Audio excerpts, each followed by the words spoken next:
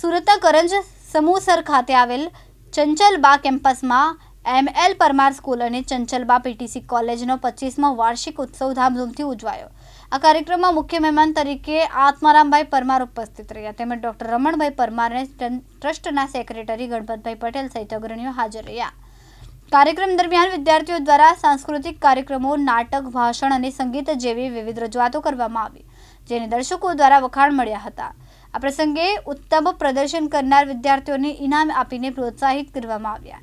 કાર્યક્રમમાં શિક્ષકો, વાલીઓ અને ગ્રામજનો મોટી સંખ્યામાં ઉપસ્થિત રહ્યા અને ઉત્સવને આનંદમય બનાવ્યો। મિત્રો, આપ સૌને નમસ્કાર। આજે કરંજ તાલુકો માંડવી જિલ્લો સુરત ખાતે એમ.એલ. પરમાર ચેરિટેબલ ટ્રસ્ટ દ્વારા સ્થપાયેલી high school, PTC college, English medium, Gujarati medium સ્કૂલોના 25 વર્ષના પૂર્ણ થવાના અવસરે એક સરસ મજાના કાર્યક્રમનું આયોજન થયું છે।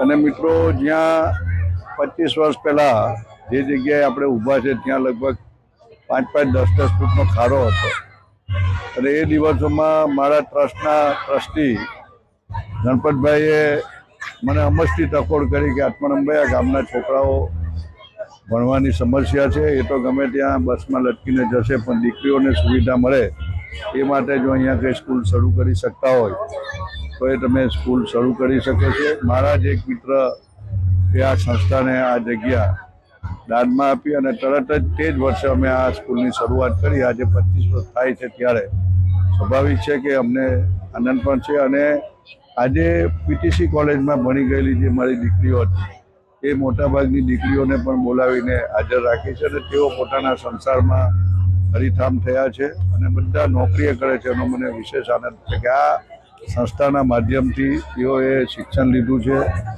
નોકરી લીધી છે અને પારિવારિક જીવનમાં પણ સૌ સફળ થયા છે। એટલે એક જાતનો આનંદ આપણને એટલા માટે થાય છે એક વાલી તરીકે કે આપણી સંસ્થામાં ભણેલા દીકરા દીકરીઓ ખૂબ સરસ રીતે જીવનમાં પણ સેટ થયા છે અને હવે પછીના વર્ષોમાં પણ જે નવું જનરેશન આવે એ પણ આ રીતે સેટ થતી રહે સમગ્ર જીવનમાં, એવી શુભકામનાઓ આ સમયે વ્યક્ત કરું। આ વર્ષે અમે ઉજવી રહ્યા છીએ શાળાના 25 વર્ષ।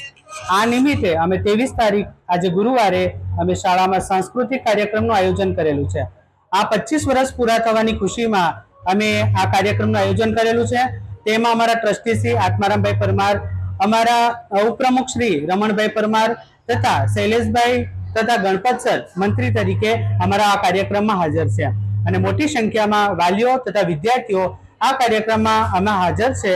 તેથી અને આ કાર્યક્રમમાં સાંસ્કૃતિક કાર્યક્રમ સાથે સાથે ઇનામ વિતરણ પણ રાખેલું છે। નમસ્કાર। સતાર શેખ, દિવ્યાંગ ન્યૂઝ, કિમ, સુરત।